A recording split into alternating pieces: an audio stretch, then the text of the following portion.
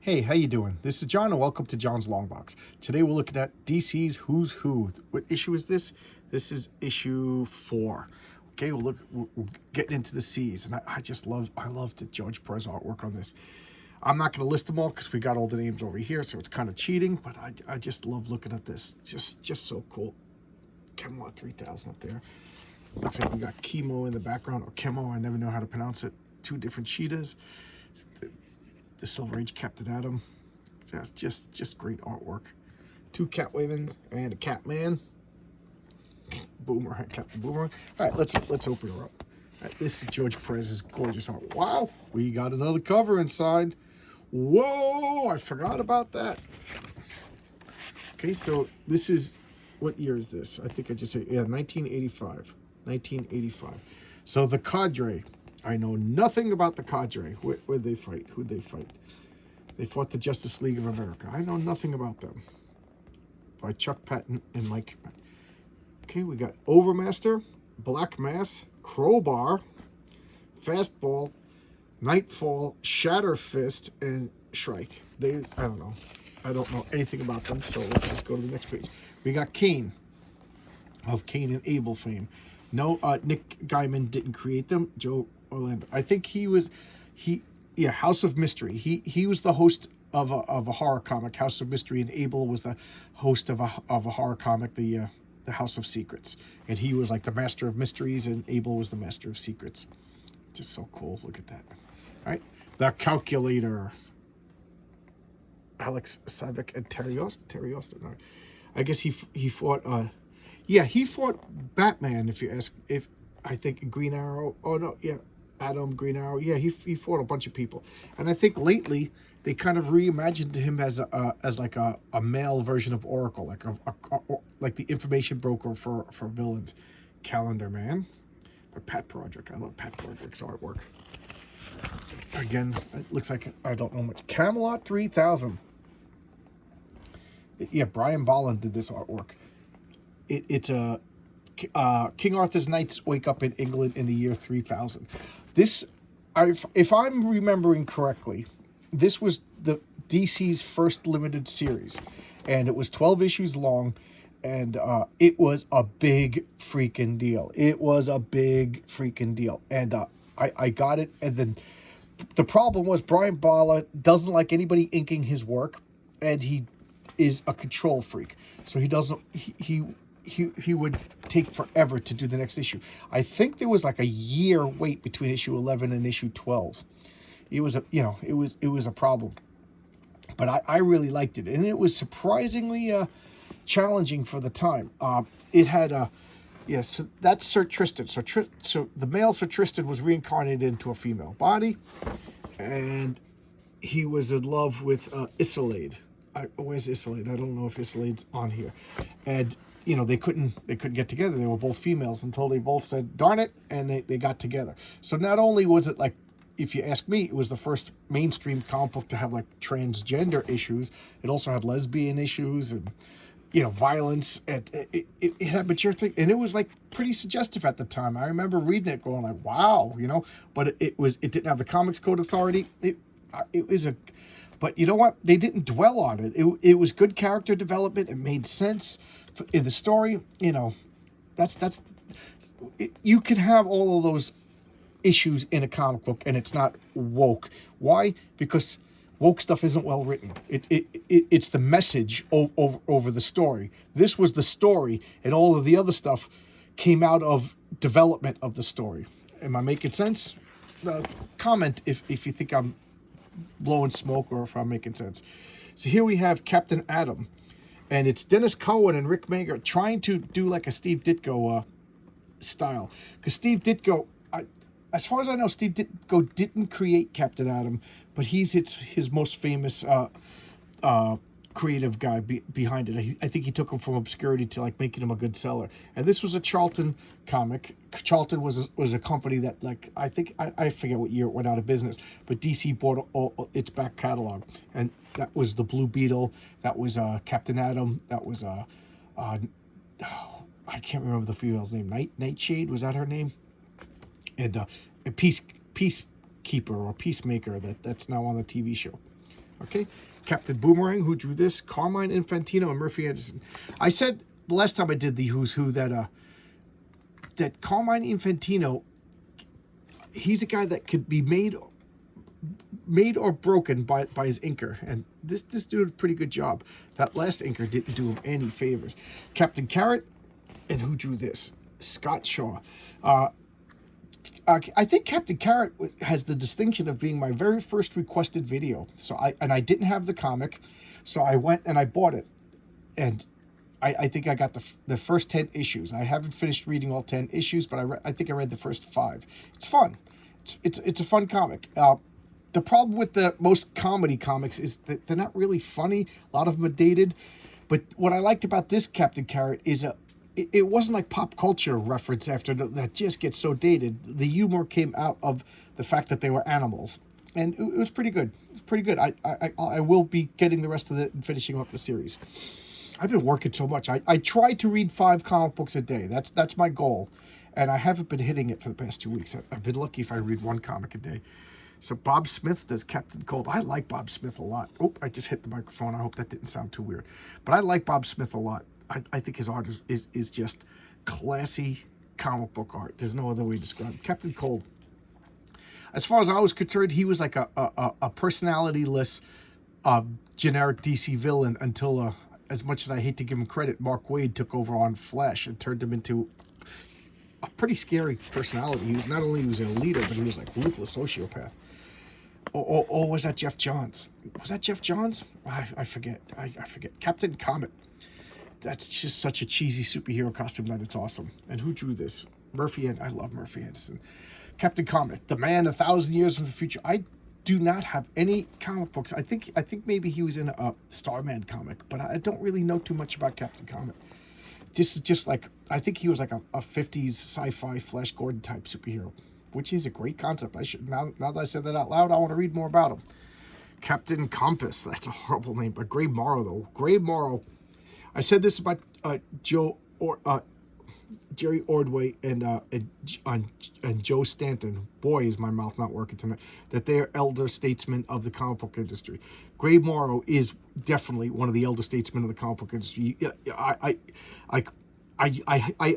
revere this guy. Is the only way to describe it. He's just such a great comic book writer, an artist. My mouth is not working, guys. I'm sorry. I really, really respect Gray Morrow. I just love his artwork. This isn't his best, if you ask me. It looks like, I don't know, looks kind of rushed, but if in Creepy, I showcased, I showed a cover of a Creepy comic, old horror anthology magazine from the 60s. Gray Morrow does a lot of stories in them, and they are phenomenal. And Captain Fear by Walt Simonson.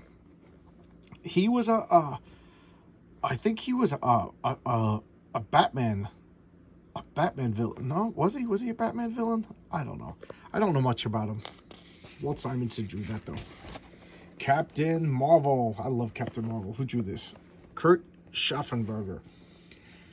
I told you I wrote to DC. How arrogant was I? I wrote to DC pitching a Captain Marvel series. And I don't even know if they got it. You know, they threw it away. Who wants a pitch from me? But I love Captain Marvel.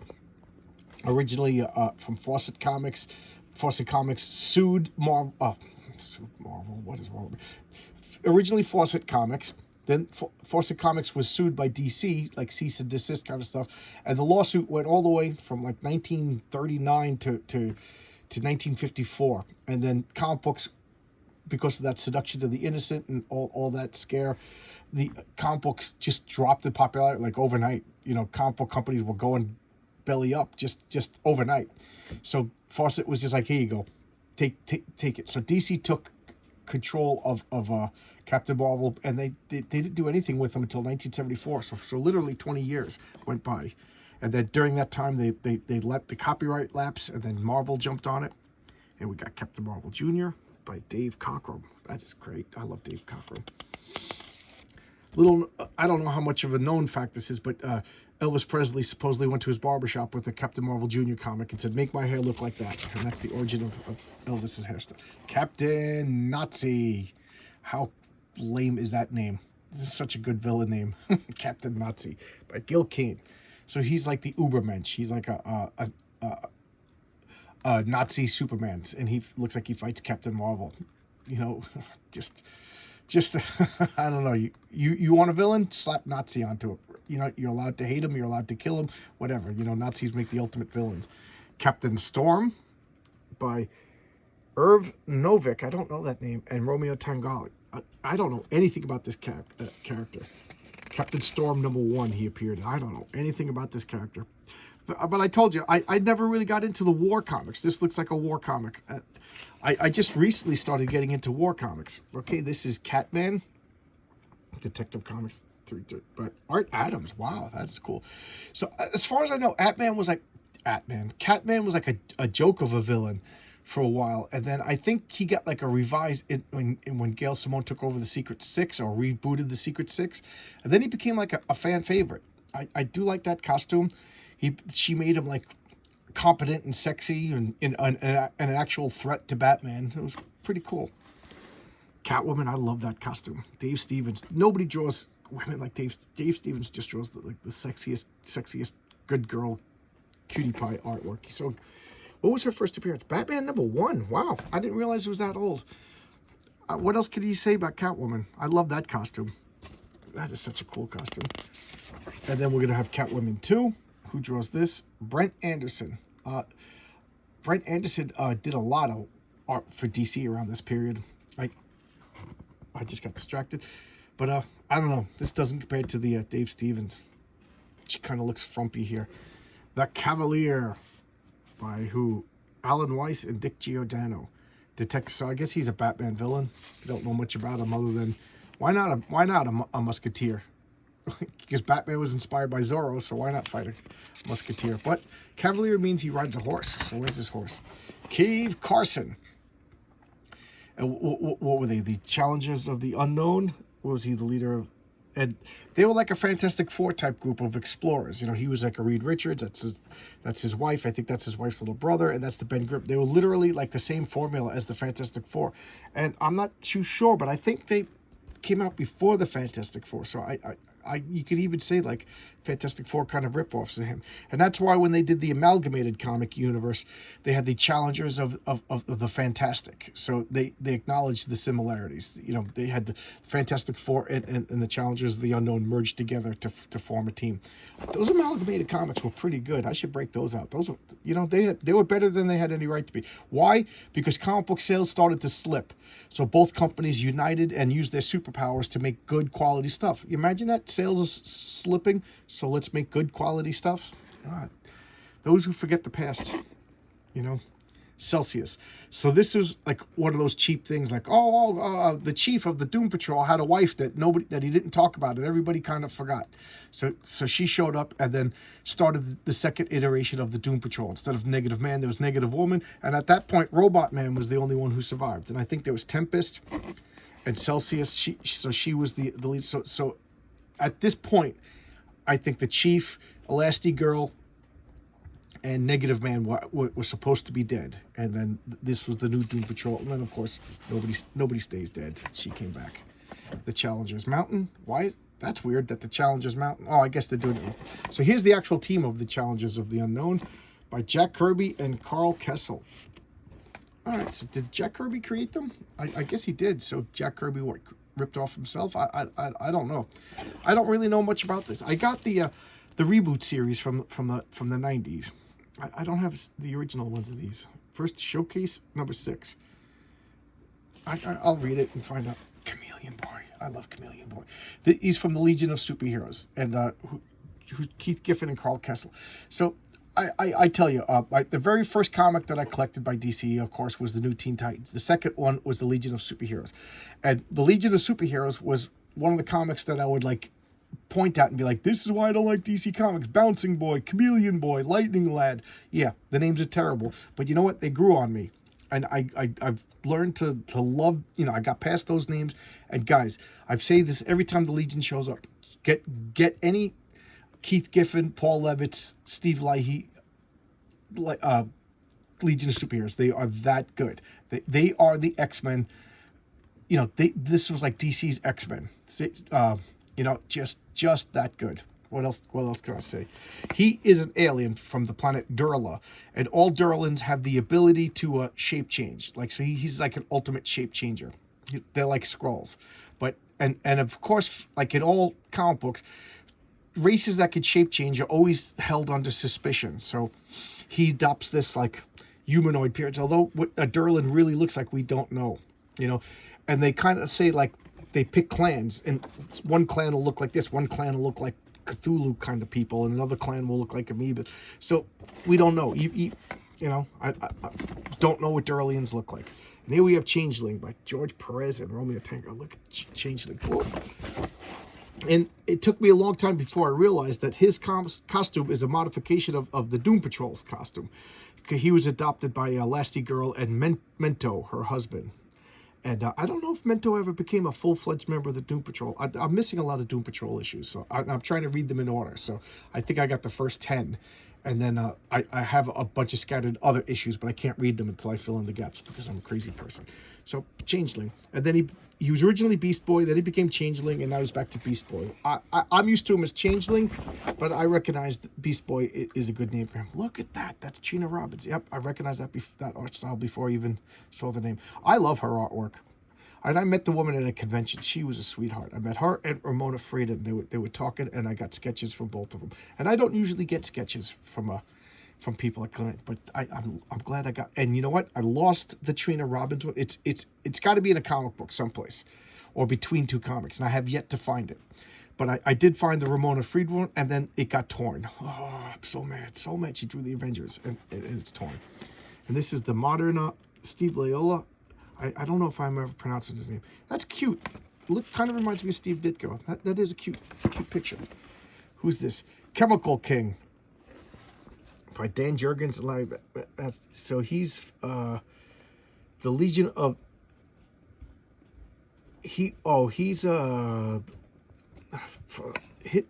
I think he is one of the bad guys that joined the Legion, like infiltrated, and Chemical King. If I remember correctly, he has like same powers as Element Lad, and he has like, he's like a transmuter. He could turn lead into gold and oxygen into hydrogen, which is a super powerful power. And I like that costume. Like I said, simple and elegant. Chemo, Showcase 39. Who drew this? Oh no! I hate when I do that. Okay, Chemo by Terry Austin. Cool, Terry Austin. This is just a big pile of like chemical waste in human form. I think it's like a plastic container filled with chemicals, and he came to life. Pretty cool. Didn't they drop him on Bloodhaven and destroy Bloodhaven in the Nightwing comic? Cheshire, so cool. George Perez and Romeo Tango. She had a kid with Speedy. Speedy is one of those. Speedy, I think he became Red Arrow or Arsenal, and he is he was the sidekick of Green Arrow, and now he's his own guy. And he is like one of the ladies' man in comic books. All the women seem to like him. And he had this like, you know, affair with Cheshire. They have a kid together, Leanne. And I think she became a superhero in later years. She is like a cat-like assassin. And she has like poison claws and things like that. I always thought she should be able to teleport like the Cheshire cat. But whatever. She's like a dangerous assassin. And here we got the Chief by John Byrne. Chief has been done pretty dirty, in my opinion. He was always like a scientific, logical manipulator, but then they turned him into like a full-on villain later on. Anybody watch the TV show? I gotta watch the TV show. I just don't want to start paying for another channel, you know. Because I don't really watch a lot of TV. Chlorophyll Kid. He's in the Legion of Substitute Superheroes by Keith Giffen and Carl Kessel. They're like a joke team. But he could be really powerful if you explored his powers. And Chris KL99, I don't know who that is. Space Adventures #1. I don't know who. I never heard of him. Kurt Swan and Roby. Guys, I don't know anything about him. I can't comment. So let's close the book. So the two covers. How cool is that? I got two covers stapled into one. And there you go. That's the who. I can't even talk. That's the Who's Who by DC Comics. I love this series. This series is so good because I really didn't know much. In 1985 was the beginning of me reading DC. So I really appreciated this. Whereas the Marvel Universe, it was kind of a kick to read about things I already knew. This was a kick to learn about stuff. So there you go. All right. See you tomorrow with another video, guys. See ya. Bye-bye. Thanks.